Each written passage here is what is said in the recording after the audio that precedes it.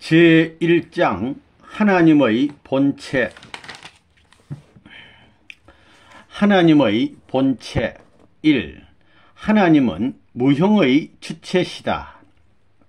1. 무형으로 계시는 하나님. 하나님은 어떠한 형체도 갖고 있지 않습니다. 크다고 하면 무한대요, 작다고 하면 무한히 작은 분이십니다. 하나님은 과연 계시는가? 누가 꼬집어서 아야 하고 소리치는 것보다도, 배가 고파 밥을 먹는 것보다 더 사실적으로 느낄 수 있는 하나님이 있느냐? 문제는 거기에 있습니다. 진짜 하나님이 계시다고 할 때 문제는 다 해결됩니다. 인간에게는 마음이 있습니다. 마음은 보이지 않아 없는 것 같지만 있는 것입니다. 마음이 어디에 있느냐? 머리에 있느냐? 심장 가운데 있느냐? 마음은 내 몸 어디에나 있습니다. 내 몸 가운데 없는 데가 없습니다. 마찬가지로 하나님이 계시다면 하나님도 이 세계가 하나님의 몸과 같은 것이기 때문에 이 세계 어디에나 있습니다. 하나님은 볼 수가 없습니다. 여러분, 힘이 보여요? 하나님은 에너지의 본체이기 때문에 영계에 가서도 볼 수 없습니다. 지혜로운 하나님, 전지전능하신 하나님은 중앙에서 마음대로 거동할 수 있는 무형적인 존재로 계시면서 주관하는 것이 제일 편리하겠다고 생각하신 겁니다. 하나님은 무형이니만큼 존재 세계를 마음대로 뚫고 오더라도 조금도 지장이 없습니다. 여러분, 몸뚱이로 하나님이 와서 마음대로 지나가더라도 여러분은 모른다는 것입니다. 하나님이 꾸벅꾸벅 졸고 있는 여러분들의 몸뚱이를 마음대로 밟고 지나가도 모르고 있다는 것입니다. 그러니 얼마나 편리합니까?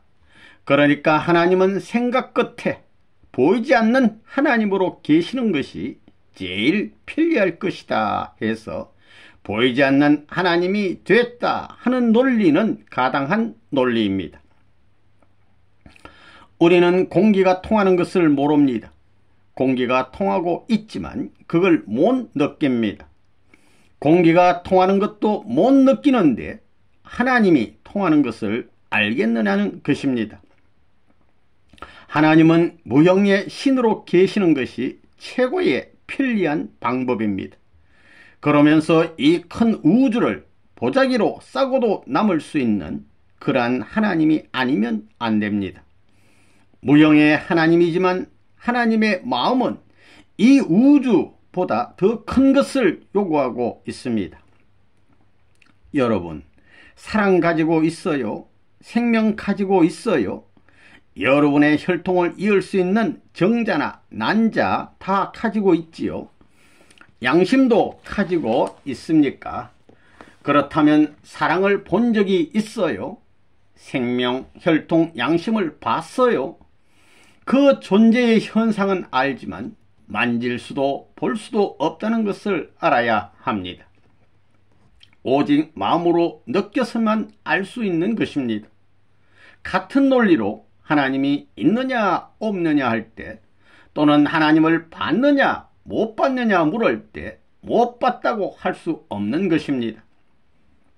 마음속에 하나님이 들어와 계시면 마음이 압니다.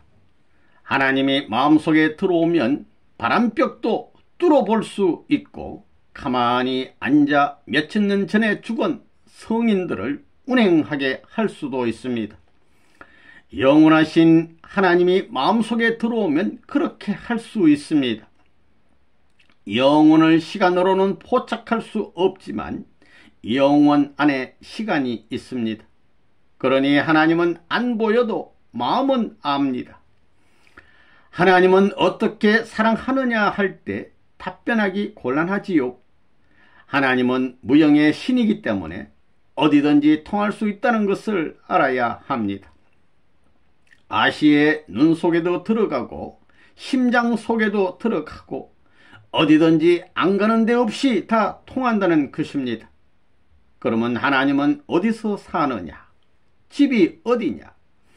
하나님이 사는 집은 우리 마음의 한복판입니다. 남자의 마음에는 하나님의 남성적 심정이 머무르고 여자의 마음에는 여성적 심정이 들어가 산다는 것입니다. 전지전능하신 하나님, 온 천하를 요리하시는 하나님이 여기 있다고 합시다. 힘으로 말하자면 태백산도 날려버리고 지구성도 구멍을 낼 수 있는 능력의 하나님인데, 그러한 하나님을 여러분의 눈으로 보면서 살라고 한다면 살 수 있을 것 같아요. 하나님이 안 보이길 잘했다는 것입니다. 보이면 여러분은 신경쇠약에 걸려서 한 시간도 살지 못할 것입니다. 그렇기 때문에 하나님이 안 보이는 것을 고맙게 생각해야 됩니다. 이건 웃을 얘기가 아닙니다. 지금까지 한 얘기는 내가 그러한 문제를 중심 삼고 심각하게 겪었던 경험담입니다. 남의 말한 것이 아니라 내가 지금까지 더듬어 나온 경력보고와 같은 이야기입니다. 만일 이 세계의 공기가 한 대밖에 남아있지 않다면 어떻게 되겠느냐? 하나님이 짓궂은 분이라면 세계 통일은 문제없습니다. 아마 5분 이내에 통일할 것입니다. 하나님이 공기를 몽땅 끌어가면서 너희들 통일할 거야 안 할 거야 하게 되면 세계 인류가 합창으로 통일하겠습니다 라고 할 것입니다. 그렇게 하면 일시에 통일할 수 있겠지만 하나님이 공기 가지고 그렇게 안 하시는 것은 정말 고마운 일입니다. 공기가 없으면 우리는 살 수 없습니다. 이렇게 공기는 생명에 절대적으로 필요한 요소입니다. 그런데 공기에 대해 고맙다는 생각도 하지 않고 도둑놈같이 먹어치우고 있습니다. 천주의 대주제 되시는 하나님이 인간의 눈에 보이게 된다면 하나님을 서로 뺏겠다는 싸움을 하겠어요? 안 하겠어요? 이 싸움을 막을 도리가 없다는 것입니다. 하나님이 안 보이기를 잘한 것입니다. 만약 하나님이 보였다면 미국과 소련이 서로 자기 하나님이라고 싸우겠어요? 안 싸우겠어요? 싸운다는 것입니다. 그 싸움을 누가 말릴 수 있겠어요? 하나님은 전지하사 이런 싸움이 있을까봐 무형으로 계신다는 것입니다. 하나님이 보이기를 바라는 것은 망령된 행위입니다. 안 보이기를 잘했다는 것입니다. 이 우주는 신비에 쌓여 있습니다. 그 크기가 210억 광년이나 되는 대우주입니다. 1광년은 빛이 1년 동안 가는 거리를 말합니다.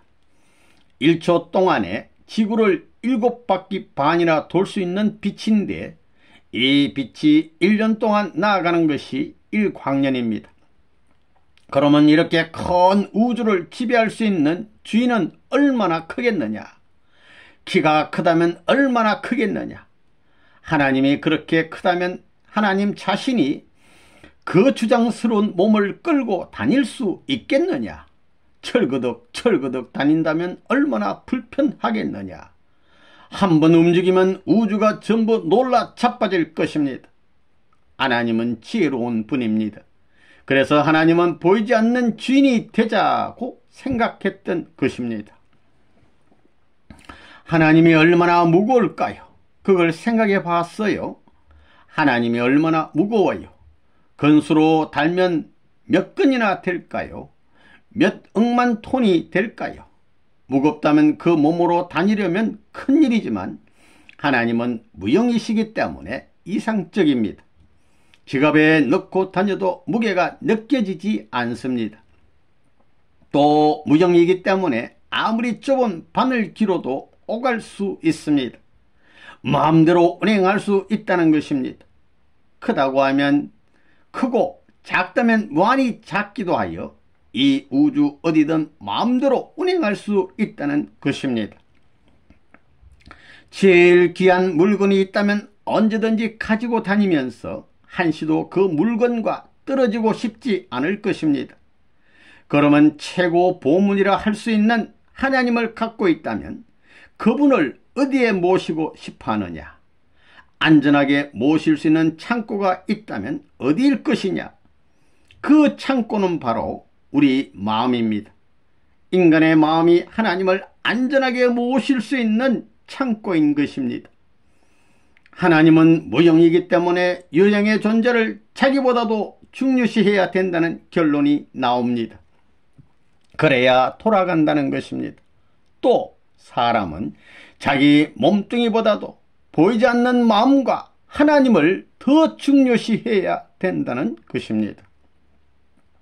이 본래는 자연이 알게 되어 있었다. 인류가 타락하지 않고 본성의 선한 부모를 통해 태어났던들 하나님이 있느냐 없느냐 하는 논란은 필요치 않았을 것입니다. 나면서부터 자연이 안다는 것입니다. 아기가 뱃속에서부터 젖먹는 법을 배워 가지고 나옵니까? 나오자마자 눈앞에 젖이 있으면 빨게 되어 있는 것입니다. 자동적으로 알게 되어 있는 것입니다.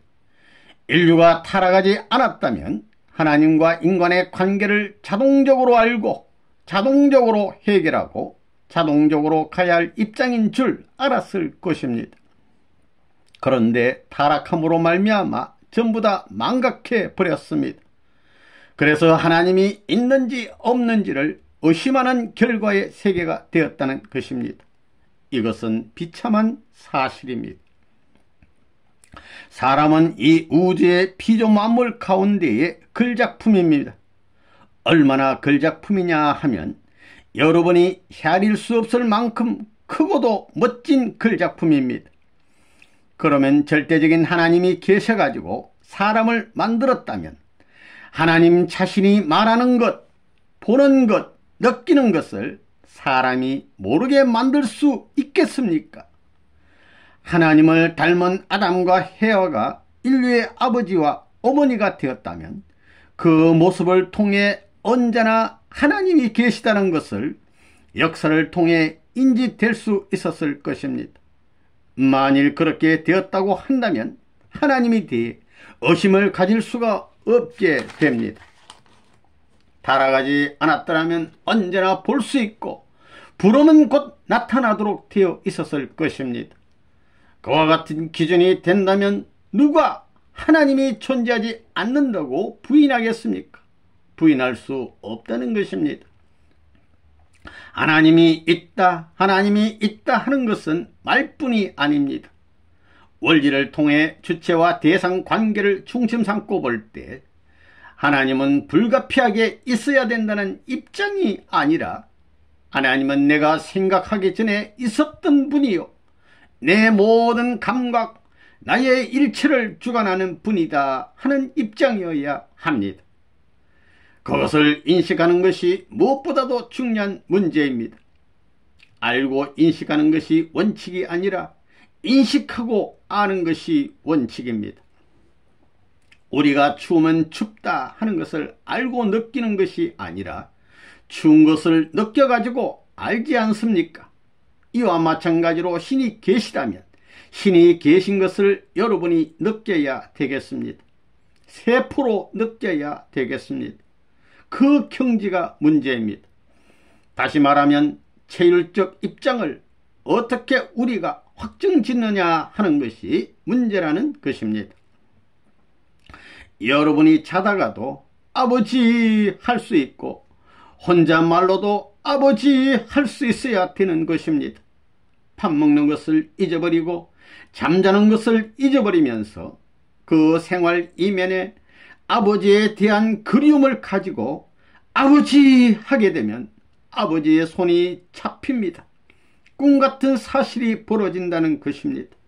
아버지 하면 아버지 품에 안깁니다. 이러한 표현적권에서 체율적 감정을 어떻게 체득하느냐 하는 것은 신앙생활에서 무엇보다도 귀하다는 것을 알아야 됩니다. 그러한 체율의 감도, 느끼는 그 도수, 그 양의 여하가 그 사람의 신앙 기준이 될 수 있는 것입니다. 그러한 사랑의 심정을 가졌다면 어디에 옮겨가서 내가 이것을 해야 된다 하게 될 때는 하늘이여 같이 해 주시옵소서 하기 전에 벌써 하나님은 같이 하고 있는 것입니다. 그런 것을 여러분이 느끼게 될 때에는 고마우신 하나님 하게 되는 것입니다. 통일 원리는 하나님을 무형의 절대적 주체로, 이성성상의 중화적 주체로 계시는 분이라고 합니다. 이성성상으로 계시는 하나님 자신의 분성적 실체로 아담과 헤와를 만들어 놓고 이들이 장성하여 사랑을 중심 삼고 행적으로 연결될 때 종적인 입장에서 중심이 되고자 하신 것입니다. 그건 무슨 말이냐 하면 아담과 헤와가 성숙하게 되면 하나님의 남성 성품은 아담의 마음속에, 하나님의 여성 성품은 헤와의 마음속에 들어간다는 것입니다. 그렇다고 해서 하나님이 갈라지는 것은 아닙니다. 그러한 이성성상의 주체로 계신 하나님이기 때문에 아담과 헤와의 마음속에 임재할 수 있다는 것입니다.